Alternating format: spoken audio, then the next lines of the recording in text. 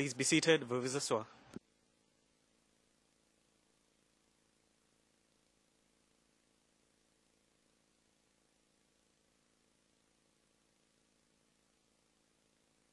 L'audience est ouverte. Vous pouvez continuer. Thank you very much, Your Honor. Monsieur Goldmetzer, merci Madame le Président. Je vais maintenant parler du contrôle exercé par Monsieur Gbagbo sur l'organisation, ou ce que nous appelons également la capacité de M. Gbagbo à pousser l'organisation à commettre les crimes. M. Gbagbo, avec des membres de son entourage immédiat, exerçait le contrôle sur les forces pro-Gbagbo. Je vais d'abord vous parler du fait ou de la manière dont il contrôlait les FDS. Comme on l'a prouvé précédemment, pendant la crise post-électorale, les FDS avait une structure et une chaîne de commandement en fonctionnement. M. Gbagbo se trouvait au sommet de cette structure et exerçait un contrôle absolu de jure et de facto sur cette structure. Conformément à l'article 47 de la Constitution ivoirienne, M. Gbagbo se trouvait au sommet de la structure en tant que commandant suprême des forces armées. M. Gbagbo avait également le pouvoir de jure sur la gendarmerie, SECOS, les gardes républicains et la police. Leurs chefs respectifs faisaient rapport directement à M. Gbagbo ou bien faisaient rapport au ministre de la Défense, de l'Intérieur ou au chef d'état-major de l'armée qui, à son tour, rendait des comptes au président. Outre ses pouvoirs de jure, M. Gbagbo exerçait également un pouvoir de facto sur toutes les branches des FDS que nous prenons en considération ici. Il avait consolidé ce pouvoir sur les FDS en nommant des personnes qui lui étaient loyales aux positions clés au gouvernement et au sein des FDS. Et ceci lui permettait de manière effective d'utiliser les FDS pour mettre en œuvre son plan. Le 3 décembre 2010, et ce n'est qu'un des exemples que nous avons cités dans le document contenant les charges, le 3 décembre 2010, donc, tous les chefs des FDS ont déclaré leur loyauté à M. Gbagbo. Le chef d'état-major a fait la déclaration suivante en présence de tous les chefs des FDS, et je cite, « Nous sommes venus montrer notre admiration au président, réitérer notre loyauté à son égard et lui dire que nous sommes prêts à accomplir toutes les missions qu'il nous confiera. » Fin de citation. M. Gbagbo contrôlait également les jeunes miliciens, et ceci tout d'abord par le truchement de Blé Goudé. Les éléments de preuve montrent que Blé Goudé était très proche de M. Gbagbo, et comme on l'a indiqué précédemment, M. Gbagbo l'a nommé à un poste au sein de son gouvernement, ministre de la Jeunesse. Le témoin 87 décrit de quelle manière Blé Goudé a harangué des milliers de personnes dans un rassemblement public. Il a déclaré que M. Gbagbo n'avait pas besoin d'être présent. Il était clair qu'il y avait un lien direct entre ce que souhaitait le régime Gbagbo et ce que les jeunes patriotes feraient. Blé Goudé était le lien entre eux.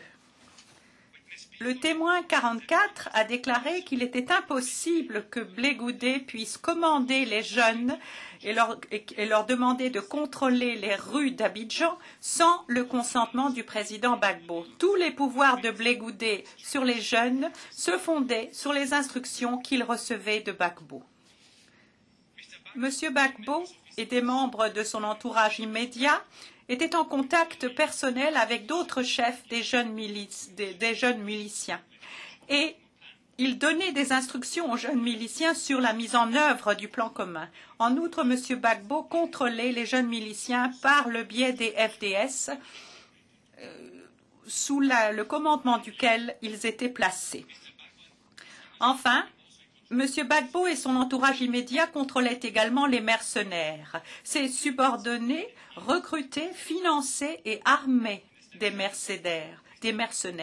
Comme on l'a montré précédemment, M. Gbagbo supervisait le recrutement des mercenaires. M. Gbagbo contrôlait également ces mercenaires par le biais des FDS avec lesquels ils collaboraient et sous le commandement desquels ils étaient placés.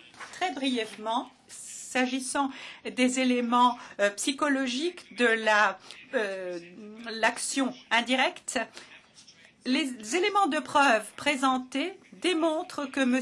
Gbagbo agissait intentionnellement et en toute connaissance de cause. Sans répéter les arguments que nous présentons dans le document contenant les charges, je renvoie spécifiquement la Chambre aux faits et éléments de preuve visés au paragraphe 87 à 91 du document contenant les charges. De là, l'on peut déduire l'intention et la connaissance de M. Gbagbo. Avec votre autorisation, je voudrais maintenant faire quelques observations sur d'autres qualifications juridiques possibles des faits indiqués dans le document contenant les charges, article 25.3d. Nous pensons que les éléments de l'article 25.3d sont largement couverts par ceux de la coaction indirecte en application de l'article 25.3a, dans la mesure limitée où cela ne serait pas le cas. Les faits et circonstances dans ce cas particulier et visés au document contenant les charges et les éléments de preuve présentés par l'accusation rencontrent pleinement les éléments de l'article 25.3d. Et si vous me le permettez, je voudrais maintenant passer en revue tous les éléments et donner nos explications à ce sujet. Premièrement, l'élément de l'article 25.3d, selon lequel un crime relevant de la compétence de la Cour a été commis, est pleinement englobé dans l'élément de l'article 25.3a, selon lequel l'accusé et d'autres co-auteurs doivent apporter des contributions qui ont eu pour conséquence l'accomplissement des éléments matériels du crime. Deuxièmement, l'élément de l'article 25.3d, selon lequel un groupe de personnes agissant de concert a commis ce crime est largement inclus dans l'élément de l'article 25.3a exigeant la preuve de l'existence d'un plan commun ou d'un accord entre l'accusé et un ou plusieurs personnes. Comme l'a indiqué une autre chambre de cette Cour, et je cite, « Le concept de plan commun est identique au plan fonctionnel à l'exigence statutaire visée à l'article 25.3d, c'est-à-dire qu'un groupe de personnes agissent de concert. » Fin de citation. Cependant, et je précise, la coaction indirecte n'exige pas que les auteurs physiques du crime s'associent au plan commun. L'article 25.3d stipule que le crime doit être commis par un groupe.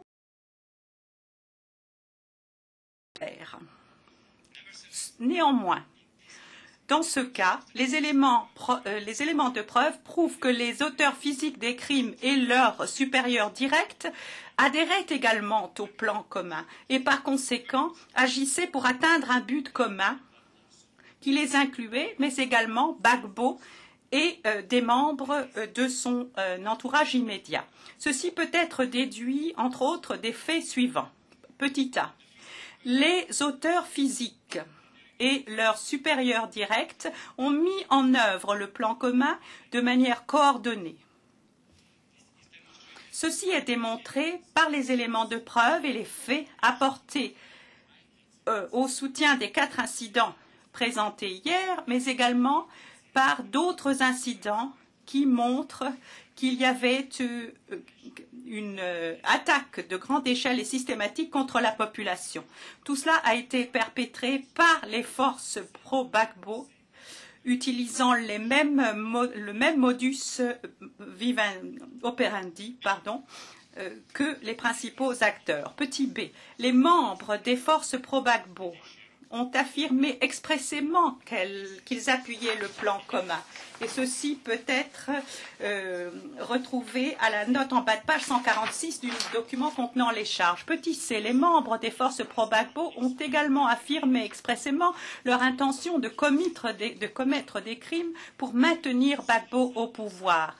Nous avons donné quelques exemples hier dans la présentation des 4 incidents. Une référence systématique a été faite au fait qu'il fallait maintenir Gbagbo au pouvoir contre Ouattara et ses partisans. Je voudrais faire référence également aux éléments de preuve inclus dans les notes en bas de page du document contenant les charges. Notes en bas de page 148, 198, 216, 219 à 221, 224, 226 à 229, 245 à 247. Donc, il y a des éléments de preuve écrasants que les auteurs physiques, en l'occurrence, ont bien agi avec l'intention de maintenir M. Gbagbo au pouvoir. De plus, et ceci est très important, M. Gbagbo a donné à ses subordonnés des motifs personnels de faire tout ce qui était nécessaire pour le maintenir au pouvoir. Comme indiqué par le témoin 239, M. Gbagbo a rappelé à plusieurs reprises à ses généraux des FDS les plus haut placés que s'ils tombaient, ils tomberaient tous. Leur carrière dépendait de son maintien au pouvoir. De la même façon, le témoin 239 a également déclaré que M. Gbagbo avait promis aux jeunes patriotes qu'il serait incorporé dans l'armée en cas de victoire. Donc, une nouvelle fois, ils auraient un emploi. Ils seraient intégrés dans le cas où M. Gbagbo restait au pouvoir. Il a également payé les dirigeants des jeunes patriotes et des montants importants. Et eux aussi dépendaient du maintien au pouvoir de M. Gbagbo. S'agissant des mercenaires, les mercenaires étaient payés également et étaient payés très cher pour servir le régime de M. Gbagbo pour mettre en œuvre le plan commun. Et c'était une affaire très juteuse pour eux. Ils dépendaient eux aussi pour leur salaire du maintien de M. Gbagbo au pouvoir. Donc 0021-1290. En outre, les forces pro-Gbagbo ont adhéré au plan commun et cela peut être déduit du fait qu'ils opéraient au sein d'une structure qui avait une chaîne de commandement fonctionnel avec leurs chefs militaires et politiques, y compris M. Gbagbo et les membres de son entourage immédiat, et qu'ils avaient adopté le plan commun et qu'ils avaient agi avec constance pour mettre en œuvre ce plan commun. Je voudrais faire référence à la jurisprudence de la Cour ICC 0109 01 11 373 paragraphe 352.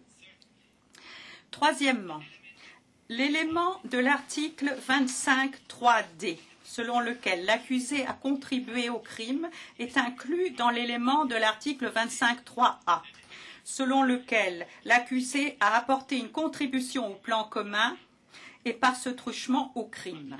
L'article 25.3d exige un niveau plus faible de contribution au crime que la coaction indirecte. Par conséquent, le seuil de contribution au crime au titre de l'article 25.3d est nécessairement respecté par les contributions qui sont conçues pour atteindre le seuil plus élevé visé à l'article 25.3a. Nous faisons valoir que les articles 25.3a et 25.3d requièrent une contribution au crime, même si à l'article 25.3a, la contribution à ce crime se fait par le truchement du plan commun. Il doit y avoir, à notre avis, un lien causal entre le comportement de l'accusé et la commission du crime. Sinon, selon nous, une personne serait considérée comme responsable à l'article 25.3 sans avoir effectivement commis un crime ou y avoir contribué. Quatrièmement, l'élément de l'article 25.3d, selon lequel la contribution est intentionnelle, est totalement englobé dans l'élément article 25.3a, selon lequel l'accusé a agi intentionnellement. Cinquièmement, l'élément de l'article 25.3d, petit i, selon lequel la contribution a été faite dans le but de commettre l'activité criminelle ou le dessein pénal criminel du groupe peut être établi par les éléments de preuve présentés par l'accusation qui prouvent que M. Gbagbo a pris fait et cause pour le plan commun et qu'il a de manière constante œuvré pour le mettre en œuvre au fin,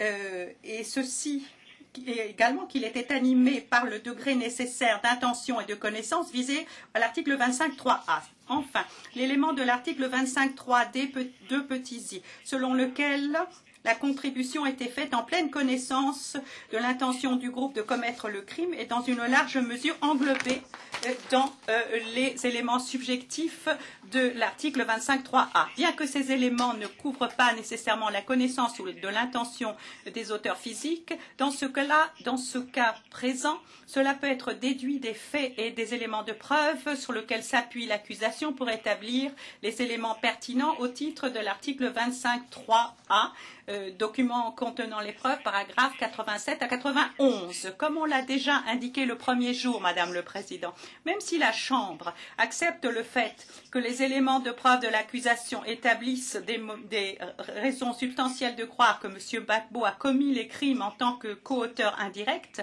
l'accusation néanmoins invite la Chambre à émettre des conclusions au titre de l'article 25.3d petit i ainsi que 25.3d deux petits i. Et ceci pour présenter une qualification juridique autre à la Chambre de première instance et pour restreindre la nécessité d'avoir recours à la norme 55.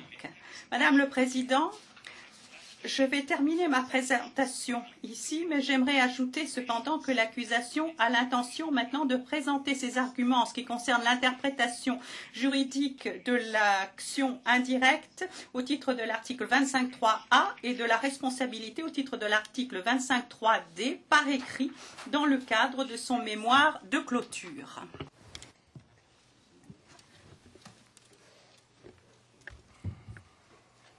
Avant que vous finissiez, nous avons une question de Judge Cole. Yes, I have. Le juge Cole, oui. J'ai une question pour l'accusation, bien sûr.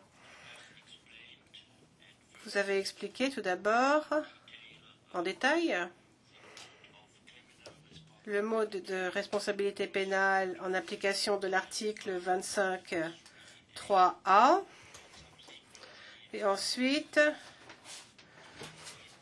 vous nous avez parlé, vous avez dit que d'après l'accusation, l'article 25.3d pourrait aussi être mis en œuvre. Bien. Je pense qu'il incombe à l'accusation d'étudier en détail toutes les qualifications juridiques éventuelles en matière de responsabilité pénale. Je serais très intéressée de savoir exactement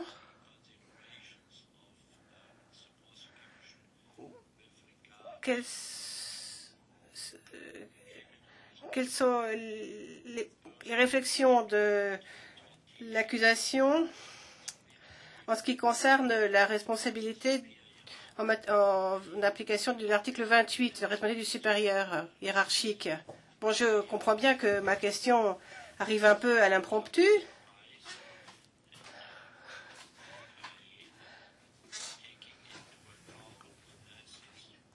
Cela dit, je suis parfaitement prêt à accepter que l'accusation nous demande un peu de temps, de réflexion, avant de nous répondre. Réflexion collégiale, bien sûr, de la part de l'accusation. Il serait bon, sans doute, d'obtenir une bonne réponse, bien étoffée. Bien sûr, dans la mesure où, bien sûr, si l'accusation considère qu'elle est capable de répondre maintenant, tout de suite, de manière détaillée et étoffée, je serais ravi de l'entendre. En ce qui me concerne, en tout cas. That's my question. Voilà ma question. Thank you much. Je vous remercie de cette question, dit M. Goldmetzer. Bien avant cette audience, bien sûr, nous sommes entretenus de cela au niveau de l'équipe et je peux vous répondre tout de suite. Le premier jour, la Chambre, dans sa décision sur le mandat d'arrêt, avait indiqué que le mode de responsabilité en l'espèce pouvait éventuellement être requalifié par la suite. C'est pour cela que nous avons saisi cette occasion pour vraiment étudier tous les modes de responsabilité que l'on trouve à l'article 25 et l'article 28 pour voir lequel serait le plus applicable en l'espèce. Et notre conclusion est la suivante. Au vu des éléments de preuve et des faits, donc, que je vous ai présenté cet après-midi, nous pensons que tous les modes de responsabilité, mis à part la commission directe au titre du 25.3a, est satisfait. Pour ce qui est de l'article 28, d'après nous, une forme d'encouragement de la part de M. Gbagbo envers ses troupes a été fait de la fête suivante. Il n'a pas pris les mesures nécessaires pour éviter, pour empêcher ou pour sanctionner ses subordonnés qui avaient commencé à commettre des crimes pour mettre en œuvre le plan commun et qui avaient commencé à se lancer dans des attaques systématiques et généralisées contre la population civile. De plus, nous vous avons aussi présenté des éléments de preuve montrant que M. Gbagbo avait connaissance des crimes commis par ses subordonnés. Nous avons présenté aussi qu'il était informé de façon régulière, principalement par le biais de la structure de commandement du FDS, par le général Jogbo et par la chaîne de commandement de ce qui se passait sur le terrain. M. Gbagbo a coordonné la mise en œuvre du plan commun. Donc, il disposait des informations, il savait ce qui se passait sur le terrain. Le FDS avait une chaîne de reporting parfaitement efficace. M. Gbagbo savait exactement ce qui se passait. Et pour ce qui est la troisième exigence de l'article 28, Gbagbo était le commandant en chef. Il avait contrôle effectif, il avait l'autorité sur toutes les branches du FDS. Donc, d'après nous, c'est ainsi que les faits et les éléments de preuve présentés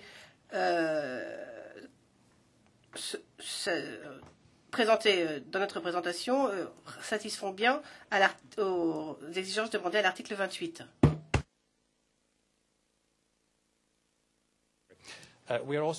De plus, bien sûr, nous pouvons bien sûr vous répondre aussi par écrit dans le cadre de nos arguments en clôture.